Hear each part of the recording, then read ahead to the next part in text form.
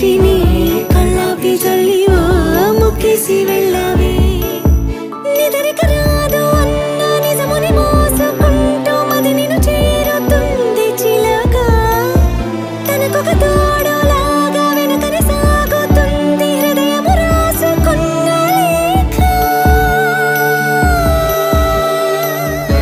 వెన్నెల్లో ఉన్న వెచ్చంగా ఉంది నిన్నే ఊహిస్తుంటే